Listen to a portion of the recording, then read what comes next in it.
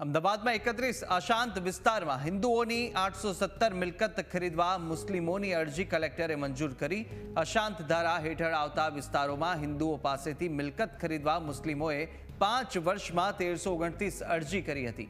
મુસ્લિમોની અરજીને લઈને પોલીસ પાસેથી અભિપ્રાય લેવામાં આવ્યા હતા અને પોલીસના અભિપ્રાય બાદ કલેક્ટરે 817 અરજી મંજૂર કરી।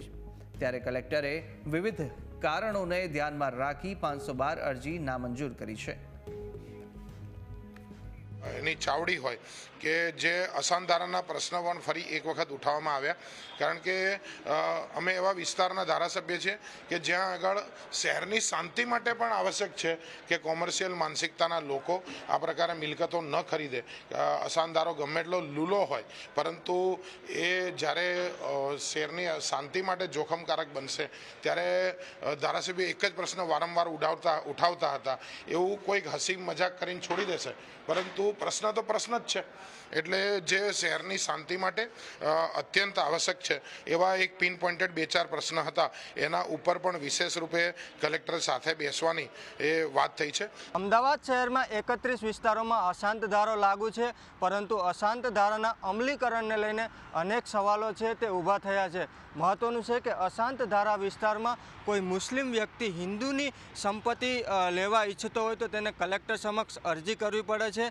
ત્યારે છેલ્લા 5 વર્ષમાં 1300થી વધુ અરજીઓ મુસ્લિમો દ્વારા કરવામાં આવી છે હિન્દુઓની સંપત્તિ ખરીદવા માટે, અને જેમાંથી કલેક્ટરે 800થી વધુ અરજીઓ છે તે મંજૂર કરી છે। ત્યારે ગઈકાલે કલેક્ટરની અધ્યક્ષતામાં મળેલી સંકલનની બેઠકમાં પણ વેજલપુરના ધારાસભ્ય અમિત ઠાકરે અશાંત ધારાને લઈને અનેક સવાલો છે તે ઊભા કર્યા છે। તમે જોઈ રહ્યા છો કે આ સરખેજ વિસ્તારમાં આવેલો મકરબા વિસ્તાર છે જ્યાં અશાંત ધારો લાગુ છે, અને અહીંયા જે ઓર્ચિડ વુડ નામનું જે બિલ્ડિંગ છે ત્યાં અશાંત ધારાનો ભંગ થયો હોવાની અગાઉ પણ રજૂઆતો કરાઈ હતી, પરંતુ તે બાબતે યોગ્ય પગલાં છે તે લેવામાં ન આવ્યા હોવાની ધારાસભ્ય દ્વારા રજૂઆત કરાઈ છે। ત્યારે અનેક વિસ્તારો કે જ્યાં અશાંત ધારો લાગુ છે ત્યાં અશાંત ધારાનો ભંગ થઈ રહ્યો હોવાની ફરિયાદો પણ કરવામાં આવી રહી છે, છતાં પણ કલેક્ટર દ્વારા મોટા પ્રમાણમાં જે અશાંત ધારા વિસ્તારમાં મુસ્લિમ લોકોને હિન્દુઓની સંપત્તિ ખરીદવા માટેની જે અરજીઓ છે તે મંજૂર કરવામાં આવી રહી છે। કેમેરામેન કલ્પેશ રાણા સાથે દીપેન પઢિયાર, ન્યૂઝ કેપિટલ।